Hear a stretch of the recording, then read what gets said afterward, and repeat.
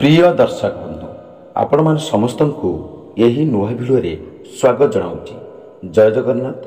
बंधुगण एवं शुणु अक्षय तृतीयार हिंदू धर्म रे अनेक महत्व रही। अक्षय तृतीया दिन सुना चांदी किणवा सह कौनसी कार्यर शुभारंभ करने अत्यंत शुभ बोली मान्यता रही। मान्यता अनुजाई यही दिन जिनिष किणवाई शुभ मुहूर्तर आवश्यकता नहीं। तेबे एभली अनेक लोक रही जो माने सुना चांदी किणवा को कष्टकर हो पड़े। एथिपाई आउ चिंता कर नहीं बंधुगण। सुना चांदी व्यतीत एभली किछि सहज जिनिष विषय जानतु जहाकु किणवा द्वारा सुना चांदी किणवा भली शुभ फल प्राप्ति होता है। माँ लक्ष्मी और भगवान विष्णु को कृपांकर लाभ प्राप्त करने हेले आर्थिक समस्या दूर होगा सह घरे सुख समृद्धि वृद्धि होता है। बंधुगण एवं शुणु मे 10 रे चलित वर्ष अक्षय तृतीया पालन करा जिवो। यही दिन सुना चांदी व्यतीत आउ केउ जिनिष आनी अर्पण कले माँ लक्ष्मीकर कृपा प्राप्त हेबो। घरे सबुबले खाइबा पई तैयारी करुथिबा प्रथम रुटी गाई को खाइबा को दियंतु। या द्वारा घरे सुख समृद्धि वृद्धि होता है। बंधुगण एवं मन रखंतु घर भितर पूजा करुथिबा स्थान रे मन रखंतु किंबा ठाकुर घरे सबुबले पानी भर्ती करी कलशटीए रखिबा उचित। मन रखंतु यह कले आपण मानकर मंगल हेबो।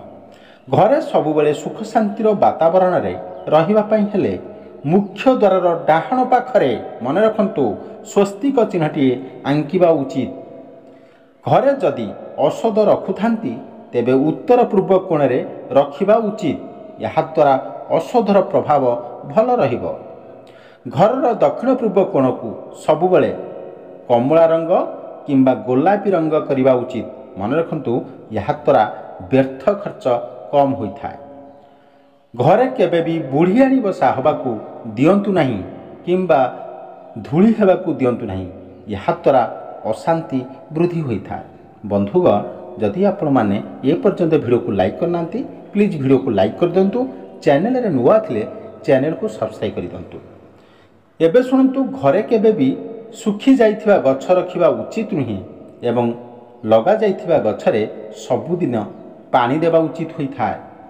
घरे कबाट खोलिला बेले किंबा बंद कला बेले जेपरी कर्कश शब्द न हुए सेथि प्रति ध्यान देबा उचित होता है।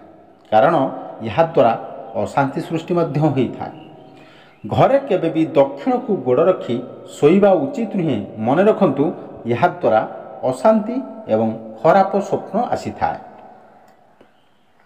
घरे शोइबा बेले पश्चिम दिग को गोड़ रखी शोइले आध्यात्मिकता वृद्धि होता है। बंधुगण मन रखंतु एवं मनरे शांति प्राप्त मध्य होता है।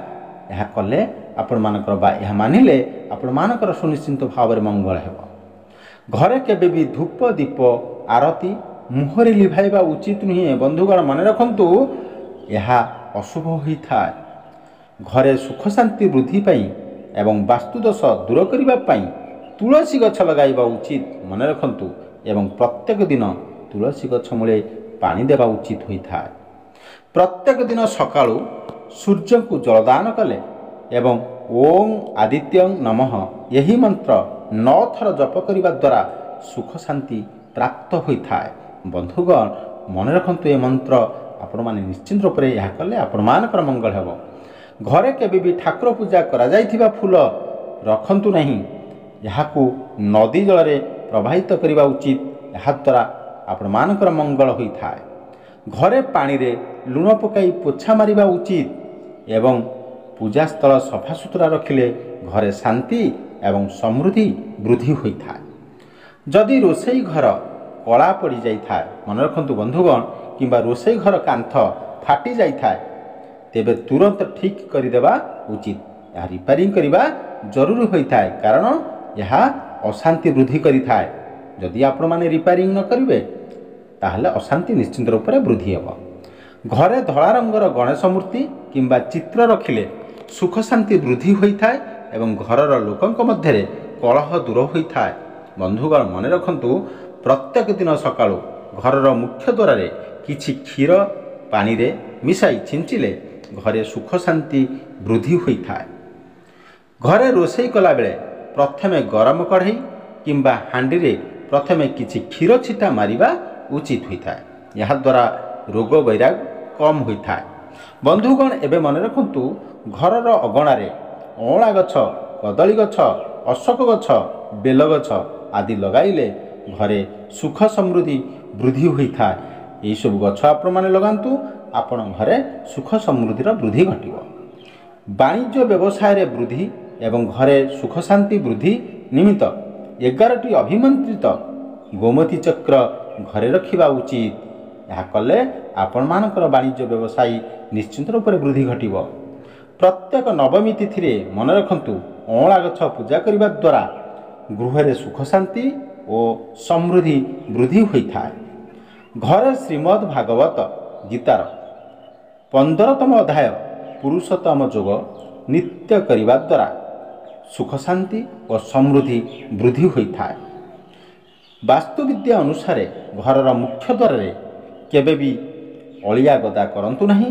ଏହାଦ୍ୱାରା ପଡ଼ୋଶୀ ଲୋକଙ୍କର ସହିତ ଶତ୍ରୁତା ବୃଦ୍ଧି ହୋଇଥାଏ।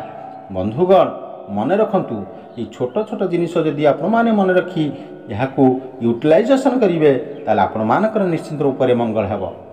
ସୂର୍ଯ୍ୟ ଅସ୍ତ ହେବା ପରେ କାହାକୁ କେବେ ବି କ୍ଷୀର, ଦହି, ପିଆଜ ମାଗିଲେ ବି ଦେବା ଉଚିତ ନୁହେଁ, କାରଣ ଏହା ଅଶୁଭ ହୋଇଥାଏ। ଘରର ଛାତ ଉପରେ କେବେ ବି ଚାଉଳ, ଗହମ କିମ୍ବା ଅନ୍ୟ ଶସ୍ୟ କିମ୍ବା ବିଛଣା ଧୋଇବା ଉଚିତ ନୁହେଁ। ବନ୍ଧୁଗଣ, ମନେ ରଖନ୍ତୁ, କାରଣ ଏହାଦ୍ୱାରା ଶ୍ୱଶୁର ଘର ଲୋକଙ୍କର ସହିତ ସମ୍ପର୍କ ଖରାପ ହୋଇଥାଏ। ଘରେ ପରିବା କାଟି ସାରିବା ପରେ ତୁରନ୍ତ ପରିବାର ଚୋପା ବାହାରେ ପକାଇ ଦିଅନ୍ତୁ ଏବଂ ଘରେ କେବେ ରଖନ୍ତୁ ନାହିଁ, କାରଣ ଏହାଦ୍ୱାରା ଶୁଭ ସମାଚାର ମିଳିଥାଏ। ଘରେ ମାସକୁ ଥରଟିଏ ମିଶ୍ରିଯୁକ୍ତ କ୍ଷୀରି ତିଆରି କରି ସମସ୍ତେ ଏକା ସଙ୍ଗରେ ବସିକରି ଖାଇଲେ ଲକ୍ଷ୍ମୀର କୃପା ଲାଭ ହୋଇଥାଏ। ବନ୍ଧୁଗଣ, ମନେ ରଖନ୍ତୁ। ବନ୍ଧୁଗଣ, ଏବେ ଶୁଣନ୍ତୁ, ଘରେ ଶୋଇବା ପୂର୍ବରୁ ରୋଷେଇ ଘରେ ଏବଂ ଗାଧୁଆ ଘରେ ବାଲ୍ଟିରେ ପାଣି ଭର୍ତ୍ତି କରି ରଖିଲେ ପରିବାରର ଉନ୍ନତି ହୋଇଥାଏ ଏବଂ ବାଧାବିଘ୍ନ ଦୂର ହୋଇଥାଏ। ଯଦି ପରିବାରର ସମସ୍ତ ଲୋକ କୁଆଡ଼େ ବାହାରକୁ ଯାଉଛନ୍ତି, ତେବେ ଏକା ସାଥିରେ ବାହାରକୁ ବାହାରନ୍ତୁ ନାହିଁ। ଆଗ ପଛ ହୋଇ ବାହାରକୁ ବାହାରିଲେ ସନ୍ତାନ ବୃଦ୍ଧି ହୋଇଥାଏ। ପ୍ରିୟ ଦର୍ଶକ ବନ୍ଧୁ, ଏବେ ଧ୍ୟାନର ସହିତ ଶୁଣନ୍ତୁ। ଚଳିତ ବର୍ଷ ଅକ୍ଷୟ ତୃତୀୟା ଦିନ ରୋହିଣୀ ନକ୍ଷତ୍ର ସହ ସୁକର୍ମ ଯୋଗ ସୃଷ୍ଟି ହେବାକୁ ଯାଉଛି। ବନ୍ଧୁଗଣ, ଏହା ଅତ୍ୟନ୍ତ ଶୁଭ ହୋଇଥାଏ। ତେଣୁ ସୁନା ଚାନ୍ଦି ନ କିଣିପାରିଲେ ଏହି ବିଶେଷ ଜିନିଷ ନିଶ୍ଚୟ କିଣନ୍ତୁ। ଏହାଦ୍ୱାରା ମା ଲକ୍ଷ୍ମୀ ପ୍ରସନ୍ନ ହୋଇଥାନ୍ତି। ଘରେ ସୁଖ ସମୃଦ୍ଧି ବୃଦ୍ଧି ହୋଇଥାଏ। ବନ୍ଧୁଗଣ, ମା ଲକ୍ଷ୍ମୀଙ୍କର ପୂଜାରେ ହଳଦିଆ ସୋରିଷ ଓ ଯଅ ଅର୍ପଣ କରାଯାଏ। ତେଣୁ ଅକ୍ଷୟ ତୃତୀୟା ଦିନ ହଳଦିଆ ସୋରିଷ ନିଶ୍ଚୟ କିଣନ୍ତୁ। ବନ୍ଧୁଗଣ, ଏ ପର୍ଯ୍ୟନ୍ତ ଯଦି ଭିଡ଼ିଓ ଲାଇକ୍ କରିନାହାନ୍ତି, ପ୍ଲିଜ୍ ଭିଡ଼ିଓକୁ ଲାଇକ୍ କରିଦିଅନ୍ତୁ। ଚ୍ୟାନେଲରେ ନୂଆ ଥିଲେ ଚ୍ୟାନେଲକୁ ସବସ୍କ୍ରାଇବ୍ କରିଦିଅନ୍ତୁ। ଅକ୍ଷୟ ତୃତୀୟା ଦିନ କଉଡ଼ି ନିଶ୍ଚୟ କିଣନ୍ତୁ। ଅକ୍ଷୟ ତୃତୀୟା ଦିନ ବଜାରରୁ କଉଡ଼ି କିଣି ଆଣି ମା ଲକ୍ଷ୍ମୀଙ୍କର ଚରଣରେ ଅର୍ପଣ କରନ୍ତୁ। ଏହା କରିବା ଦ୍ୱାରା ଆପଣମାନଙ୍କର ସୁଖ ଶାନ୍ତି ପ୍ରାପ୍ତ ହେବ। ବନ୍ଧୁଗଣ, ଏହି କଉଡ଼ିକୁ ପୂଜା କରିସାରିଲା ପରେ ତାପର ଦିନ ଏହାକୁ ଲାଲ କପଡ଼ାରେ କଉଡ଼ିକୁ ବାନ୍ଧି ନିଜ ଆଲମାରିରେ ରଖନ୍ତୁ। ଆର୍ଥିକ କ୍ଷେତ୍ରରେ ଲାଭବାନ ହେବେ। ଆଦୌ ଧନର ଅଭାବ ହେବ ନାହିଁ। Thank you so much watching.